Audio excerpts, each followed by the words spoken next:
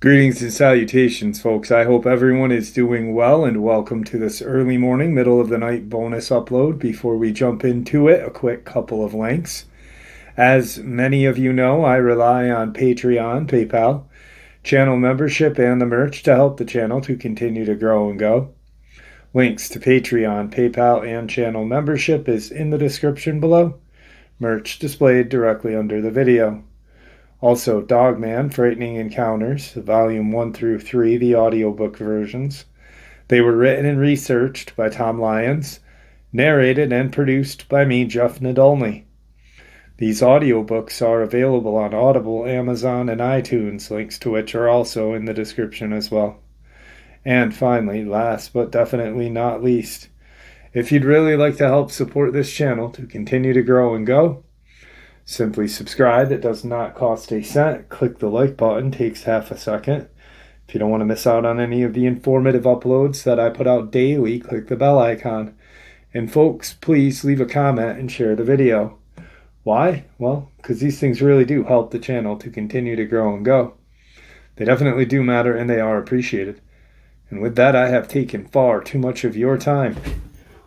Let's jump in to today's upload, shall we?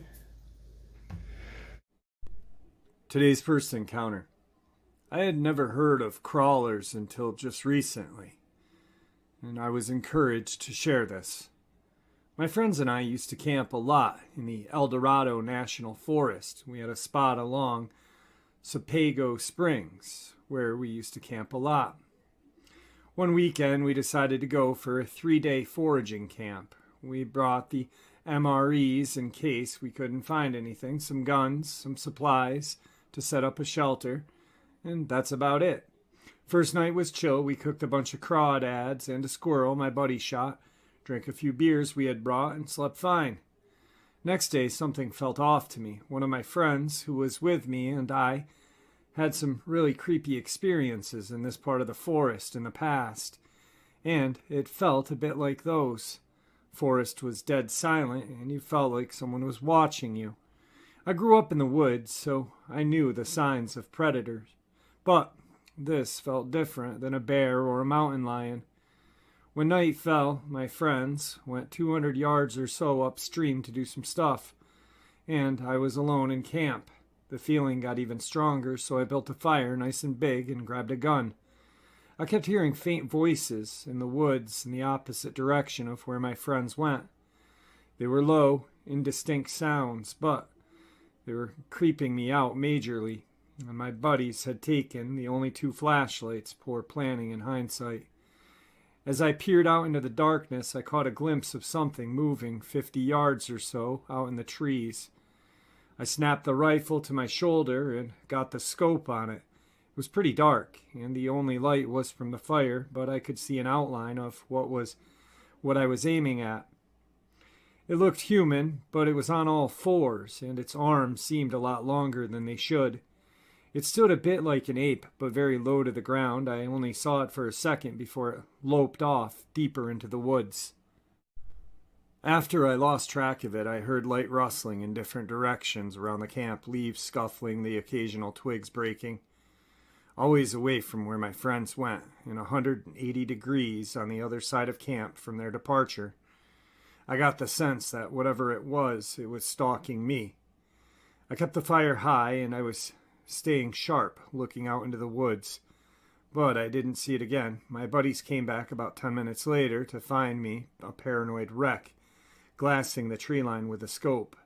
I told them what happened, and they got quiet. Then told me. The reason they came back when they did is they started hearing the same crap I did over where they were, and it spooked them. We spent the second night of our trip with a big-ass fire and 3 lookouts. Nobody slept that night. In the morning, we broke camp as quick as we could and hightailed it out of there. We never camped in that spot again. Tonight's second encounter. My wife and I and our oldest son are occasional birders up and around Red Deer, Alberta. My son and I worked together for 20 years in the petrochemical business. We are pretty known in this province. We have a place in the Wascaso area near the Red Deer River. My other sons work in construction over in Sylvan Lake area. The summer of 2005, the wife packed us up some lunch and field glasses and sent us off to a place near Kicking Horse Pass, not far from Lake Louise at Highway 1 and 93. There's a fork there to go either direction. We usually picnic there. But this day had a distraction. I became sidetracked when we stopped in the Canmore alongside the Bow River there. I had pulled off to the side area there, just a holler from the bridge, and was scanning a bush along the water there, looking mainly for a ruby-crowned kinglet, orange-crowned warblers, or the dark-eyed juncos. It was then my field glass fell upon a dark figure there. A weird feeling overcame me, like I was intruding on someone's private rendezvous, but I held my glasses on it, trying to make a better ident, and at the same time yelled at my son to grab his camera. He didn't hear me. I yelled again, and as I did this time, the dark figure moved in my field of vision a bit to its right. I think it must have turned around and looked in my direction. Half of the dark figure was against the trees, and the rest of the figure was outlined by willows of a lighter color than the figure was. At the same time, I took note of a dead tree, which was approximately a bit shorter than the figure in my glasses. It seemed to me in those fleeting seconds that the dark figure was looking at us, or at least in our direction, and I was looking at it. It was, or appeared to be, a very large, dark-colored man. Shaped figure, but all black, no line markings or clothing, no clear delineation of features, just a tall, dark figure standing there in the trees with arms presumed at its side. I forgot all about the ruby crowns and yelled again to my son, who is by now making his way over to my canvas stool. I pointed and handed him the field glasses, but he saw nothing, and I could not relocate the dark figure again. My son suggested that we had disturbed another birder. We walked in the direction of the figure, calling out to him, but we got no reply. We got to the tree I had taken notice of in the field glasses. That dead tree that was shorter in my vision compared to the dark figure was exactly 9 feet. It was then that I told my son the situation, and we stood there looking at one another, completely puzzled at what would be over 9 feet tall. He thought I had been wrong in what I saw. I was not. I know that tree was shorter than the figure. I'm not sure what it was, but it may have been a Sasquatch. For sure it was not a bear. This was different. It wasn't a person. It made no sounds. I could hear over the river noise. And I have no other better description than it was large, dark-figured. On the other side, just looking back at us, standing there, and then it was gone.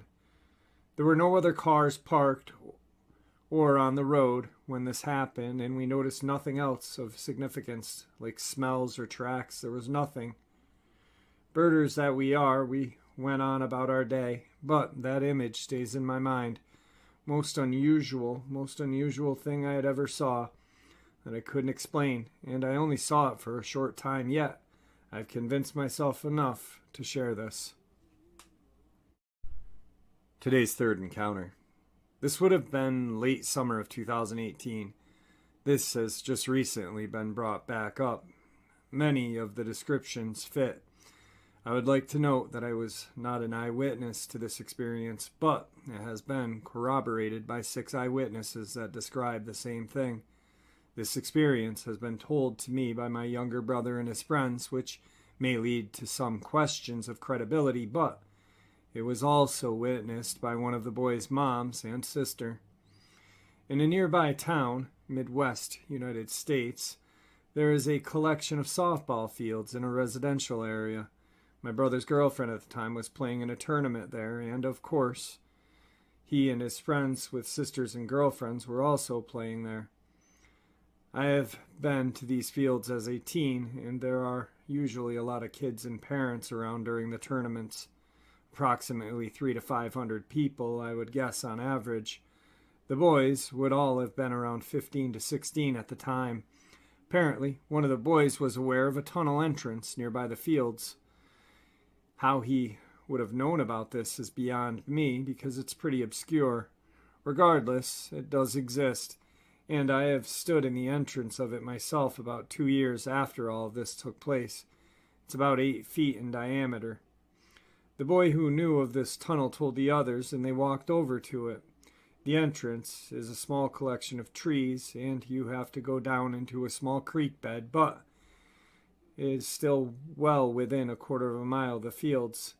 This tunnel is part of a system that directs storm water runoff to a large river. I have dug out maps of this system just out of curiosity. I think this particular section they were in goes 4 miles or so.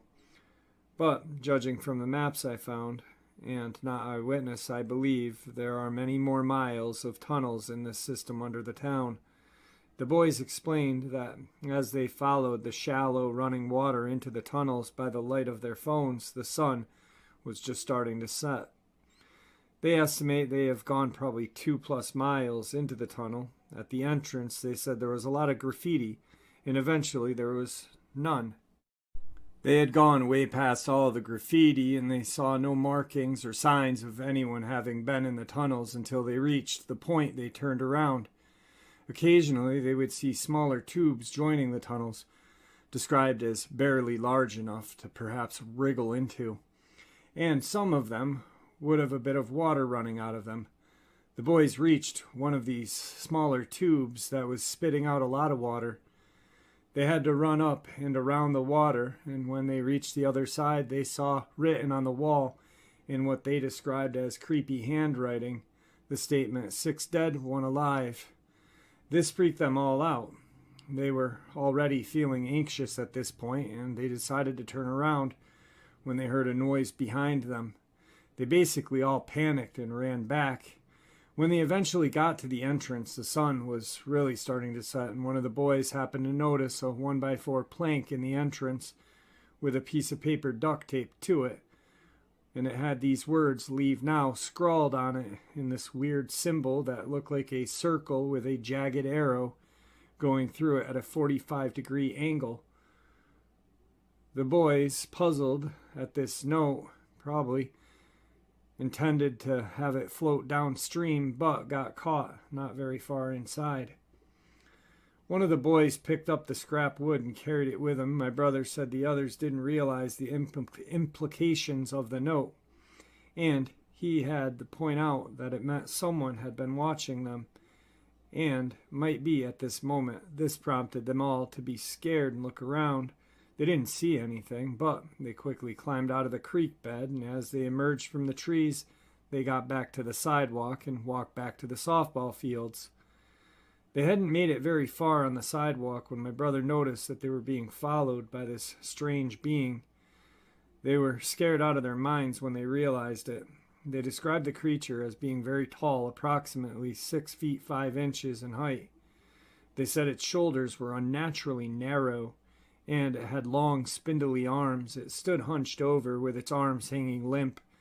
The creature stumbled along on 2 feet, falling all over itself like a drunken man, and was all over the sidewalk. It was dressed in all black, skin-tight clothing like spandex, similar, and had black gloves on. Between the sleeves and the gloves, they said there was extreme pale skin. Intriguingly, they described the head to be like a greasy black pom-pom. There was no distinguishing facial features. This thing followed them, even though it was very unsteady on 2 feet. They were freaked out enough by it when they hurried away and hopped the fence to the softball fields. Interestingly, the being didn't leave the sidewalk when they did. It was almost as if it was stumbling along in a trance, they said. From the safety of the other side of the fence, one of the boys yelled out to it, saying, "Hey, we got your note." This thing seemed to snap out of its trance and bound up a steep hill on all fours at an incredible rate of speed into another patch of trees. The boys, dumbfounded by this, All of this should have been in full view of the softball fields had anyone been paying attention. The boys ran back to one of the boys' mothers, who was present, and told her what had just happened. She scoffed in disbelief, until, at some point, this thing wobbles out of the trees and starts a fire in an open field right across from the softball fields. This, too, was in full view of anyone paying attention. The boys said it seemed to start a fire instantaneously, leading them to consider it maybe some kind of demon or something. I guess the mother saw all of this and was intrigued, perhaps, because she was a bit of a religious fanatic. All the boys loaded up in her car with the mom and sister, and she drove them past the creature. The mom was dumbstruck. The thing seemed to be dancing in a wobbly, unsteady fashion around the fire it had started. They rolled down the car windows and yelled to the being, and threw the sign at it. Its head snapped back to look at them, even though they could see no identifying facial features, and it yelled back in an unintelligible, garbled speech. Apparently, this really seemed to disturb the boy's mom, who was driving, and the sister, who screamed in terror. This caused this creature to take off yet again on all fours at an incredible rate of speed into the trees. Today, whenever they talk of the event, they refer to it as the Gorilla Man because of the look of the hair covering its head like a black pom-pom. I happen to know an older guy who grew up in the area, and he was not aware of the tunnels or any such creature. Some of the explanations the boys have proposed were a possessed human, a demon, an alien, or some kind of cryptid creature. A couple of weeks after the sighting, the mom, who had apparently been shaken, had discussed it with her husband. Her husband, who was a bit of a religious fanatic as well, I say this because they are convinced it was a demon or related, was enamored by the story and started digging for information. I guess he had found a newspaper article stating that there was a dismembered body found in the exact grouping of trees that the creature ran off into, found a couple of weeks prior to the boys seeing it. I do find it odd that this thing was out in the open. I must say that starting a fire in the area is just plain strange, but I think it would be totally unheard of for a cryptid to do so. I am a person of persuasion. I don't know if this is a crackhead or something, but the boys are convinced its movements and proportions were not human.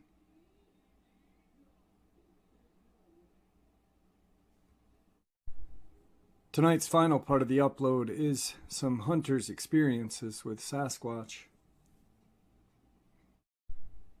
2009.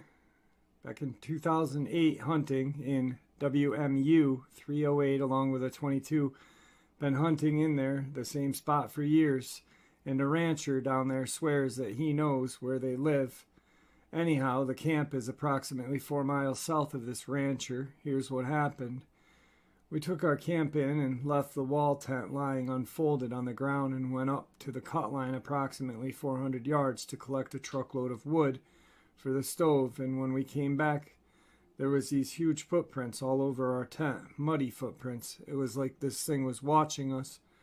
During that night, we lied in cots, staring and trying to figure out what kind of tracks these were. Then at about 11 p.m., this huge, ugly screaming noise was let out. I tell you, it makes me think, fellows, them tracks are still on the ceiling tent, and I should take a picture of them before they fade away. 2008. I was hunting alone, as usual. It was a Thursday. It had snowed the night before. I was on the west side of a valley on the cut line. For those of you who know the area, it's the first line you can go from the valley floors that leads up to a horse camp. It is also the access route for ice climbers, as there are plenty of big falls to scale up onto the rock. As I putzed around just below the tree line, I came across a set of tracks in the new snow that I could not, and to this day, explain. Essentially, each track was the length of both of my boots, toe to heel. The space equaled 1.2, 1.75 of my paces. There were highly distinct inner arches in these tracks, indicating a left and a right foot placement. There was no indication of claw marks beyond the tips. With the safety off and heart pounding, I followed this trail for about 225 yards before it petered off onto the rocks above the trees that the sun was now pounding on. I lost the trail. I was kind of happy and sad at the same time. This was an accessible yet remotish area. There were no tire tracks in the snow and zero indication of recent human activity. The trail led over a varied terrain of rocks, logs, bustling bush, and crossing deadfall. Not once did the trail break the left and right pattern or stride length characteristics. Essentially, it looked like a giant human had passed through. I'm not stupid and I'm not crazy. This is the clearest description I can convey of what I saw. Please take it for what it's worth. I may only be 35, but I have been in the woods since I was young. I was pretty freaked out by this time. I got back to the truck, and it got worse on the drive home. It still haunts me from time to time. I suppose there is just something about cutting a fresh track while hunting that draws out the predator in you. These were not bear tracks. I've seen tens of thousands of bear tracks. 2007, my wife and I spent the weekend camping out at Nordegg. The area we were in had one other couple camping there, and that was it. We did manage to befriend the other couple and enjoyed their company and some good food. On Sunday morning, about 3 a.m., just after we had called it a night, we were startled by a loud scream that sounded like a woman screaming. The neighbors quickly came out of their spot and asked us what it was. I had no idea. The noise seemed to be coming from the north of us and not very far. We, being the brave guys we aren't, walking toward the sound that seemed to be getting closer. It went off again, and it sounded like a woman was being beaten or in pain. We both called out to this, in quotes, person, and it went quiet, but we could hear heavy movement from that direction. The thought of it being a cougar crossed my mind, but not being able to see the thing made it hard to tell. Out of nowhere, we could hear the same scream type coming from the east of us. The original critter then made a beeline right towards us, and it was moving in a hurry. We couldn't see it, but you could sure hear it. Whatever it was, it had just made it obvious that it did not want us any closer. We moved back to our camp and got the fire back up and nervously listened. My wife was in no mood to remain in the spot, nor was the other fellow's wife. To make matters worse, we had whatever it was follow us right back to the camp. Never did see it. It sounded big, though, and we and the other couple headed out to a more well-used campground. Gotta say, it was a little freaky. The question I have is, what would scream like that and show signs of aggression? 2009. I as well have an experience secondhand, but still. 3 neighbors were out cougar hunting about 12 years back on the North Fork Road west of Rocky. They were tenting for some night near a headwaters of a stream, and after dark they started to hear some deep screams from across the pond, logs being pushed over and splashes in the pond. Being that they were cougar hunting, they did have a couple of dogs with them, and after the sounds got louder and closer, the dogs were let go. The following ruckus lasted within earshot for about 15 minutes before the dogs and the intruder went over the hillside. The next 2 days were spent looking for the dogs and for signs of what had been there the night before. Nothing could be found of sure sign or of the dogs. A week and a half later, while traveling on the trunk road, one of the guys came across one of the 2 dogs with its feet worn raw and nearly starved to death. The other dog was never found, and no one to this day will actually say what they think the sounds were from. But we all know what they were thinking, even if they won't say it aloud. A couple of born and bred bushmen are too proud to say it out loud. Sasquatch or Dogman. 2009.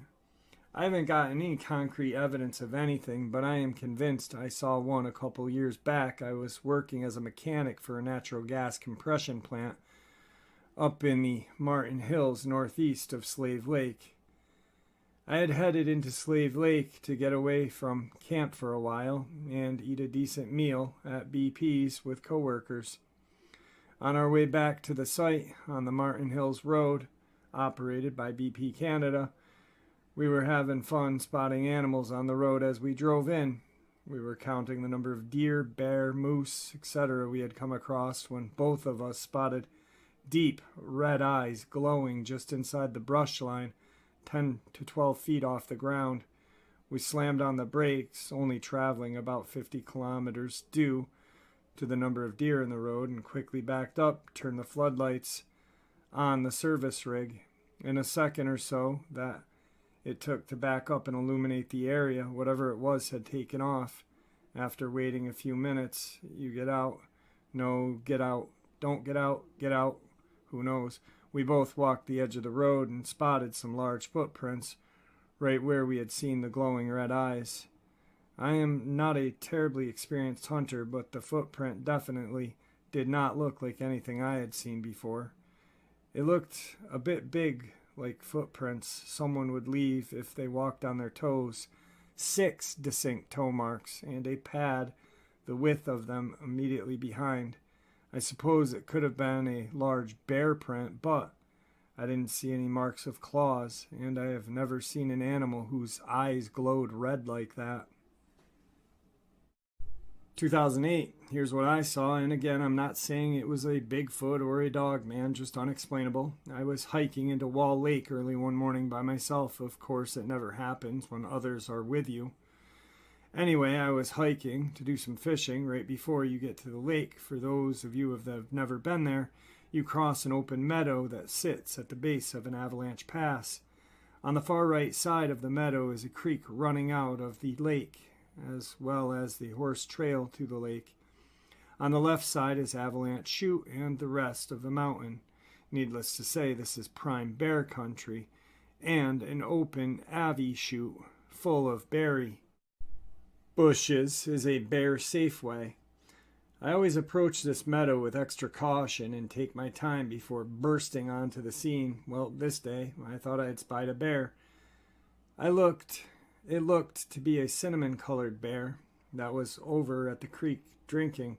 The creek is about 250 yards away. I waited and watched some more, and then realized that the bear was not moving like a bear does, and that whatever it was indeed drinking from the creek, but was crouched down drinking like I would from a creek, filling my hands and bringing the water to my mouth.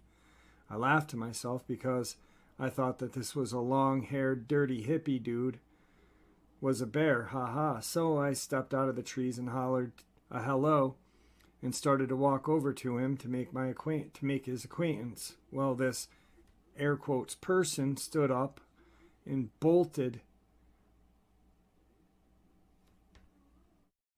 I know it was a he for sure, was buck naked. However, he was hairy, not bear hairy, more like Neanderthal at the museum hairy.